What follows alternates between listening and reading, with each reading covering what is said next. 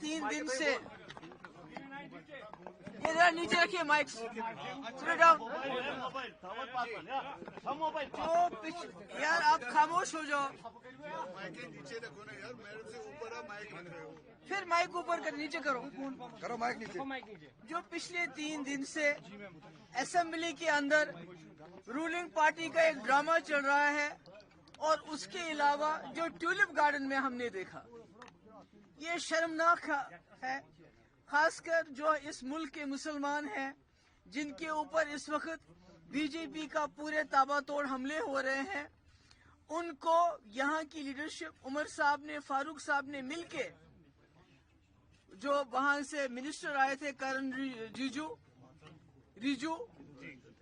रिजू जो यहाँ आए थे, उनका इस्तेकबाल करके उन्होंने पूरे मुल्क के मुसलमानों को ये पैगाम दिया कि जो आपके साथ इस वक्त पार्लियामेंट के अंदर हुआ, जो वक्फ में अमेंडमेंट लाया गया, उसके साथ यहाँ की सरकार है, उसके खिलाफ नहीं है।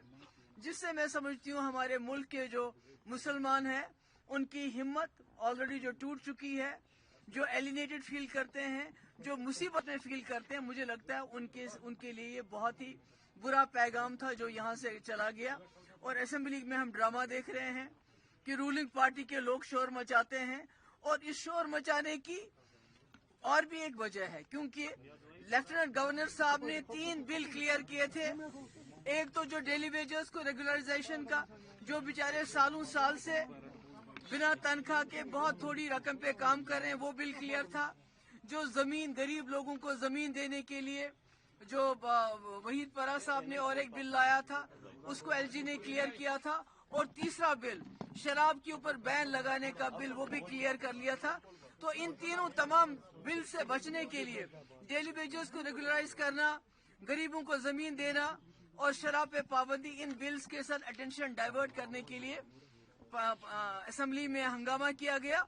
और ये हंगामा इसलिए भी किया गया ताकि जिस तरह से इस्तेमाल किया गया किरण रिजिजू का यहाँ पर, जिसने ये अमेंडमेंट बिल लाया पार्लियामेंट में, और जिस तरह फारूक साहब और उमर साहब ने उनका यहाँ इस्तेमाल किया, उससे ध्यान हटाने के लिए असेंबली में पिछले 3 दिन से तमाशा हो रहा था।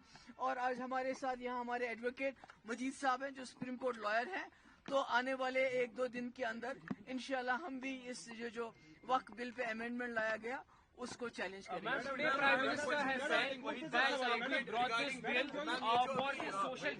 एक बात concern regarding this domicile certificates non locals के लिए, उस पर आपका क्या मैम रिएक्शन है? नहीं, देखिए ये तो कोई नई बात नहीं है। जो हो रहा है, यहाँ सैटेलाइट टाउन्स बन रहे हैं, उमर साहब उस पर खामोश है। लाखों कनाल जमीन दी जा रही है, किसके लिए दी जा रही है? ये जो नॉन लोकल्स 83,000, आप मुल्क के अंदर कहीं भी नहीं देखेंगे इतने लोगों को एक साथ 2 साल के अंदर डोमिसाइल मिला हो। तो ये जो सैटेलाइट टाउनशिप्स बन रहे हैं, डोमिसाइल दिया जा रहा है, ये तो सारा एजेंडा है जिसको उमर साहब अब इम्प्लीमेंट कर रहे हैं। Prime Minister said that we have brought this bill just to give social justice to Muslims, and also 2013 amendment for the law when it was enacted has benefited land mafias because of the Waqf Act which was earlier there. How do you see the statement that whether it has really empowered Muslims socially? नहीं, मुझे you tell me why were not the Muslims taken on board before bringing in this amendment?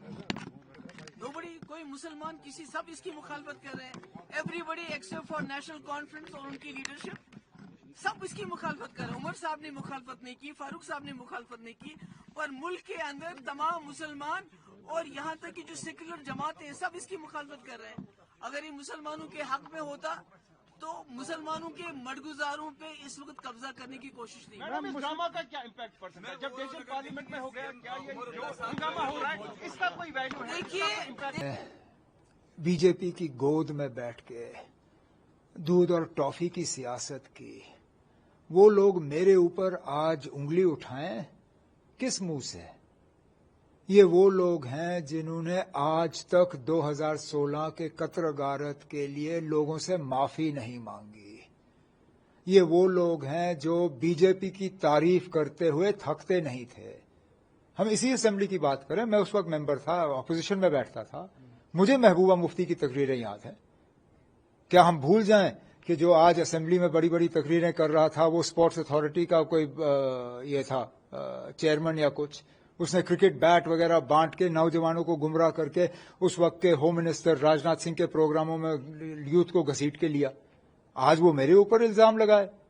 میں نے کب انکار کیا کہ میں نے رجیجو صاحب کے ساتھ فوٹو نہیں کھنچوایا, لیکن میرا کوئی وہاں ان کے ساتھ پروگرام تھا نہیں. اتفاق کی بات تھی کہ ہم ایک ہی باغ میں ایک ساتھ آئے. میں اپنے والد صاحب کو لے کے آیا تھا, میں اپنے بیٹوں کو وہاں لے کے آیا تھا, وہ اپنی فیملی کو لے کے آیا تھا.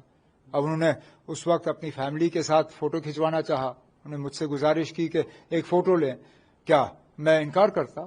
میں اتنا بدتمیز نہیں ہوں نا. اب مجھ سے کوئی یہ کہے کہ ایک فوٹو لے لیتے ہیں, میں کیوں انکار کروں؟ لیکن اس کو سیاسی رنگ دینا وہ یہی لوگ دے سکتے ہیں نا اب, جنہوں نے جموں کشمیر کی تباہی کی ہے. سر, اسٹیٹ ہوڈ کے ریسٹوریشن کے لیے کتنا ایگریسولی ابھی بھی آپ ایفرٹس لگا رہے ہیں؟ ہماری ایفرٹس میں کوئی کمی نہیں آئے گی. اسٹیٹ ہوڈ ہمارا حق ہے, اسٹیٹ ہوڈ کا ہمارے ساتھ وعدہ ہوا ہے, اور میں امید کرتا ہوں کہ جلد جو ہے یہ سلسلہ اور یہ پروسیس شروع ہوگا. سر, ریسنٹلی ابھی جس طرح U S president Donald Trump نے ریسیپروکل ٹیرف جو لایا ہے, اس سے آپ انڈین اکانومی میں اس کا کیا امپیکٹ دیکھتے ہیں؟ اب میرا انڈین اکانومی کے ساتھ تعلق ذرا کم ہے, لیکن جو تھوڑی بہت میں عقل رکھتا ہوں, ظاہر سی بات ہے کہ ٹریڈ جو فری ٹریڈ کا سلسلہ ہونا چاہیے اس میں روک لگے گی. اگر امریکن اکانومی کو دھکا پڑا تو دنیا کی اکانومی کو دھکا پڑے گا.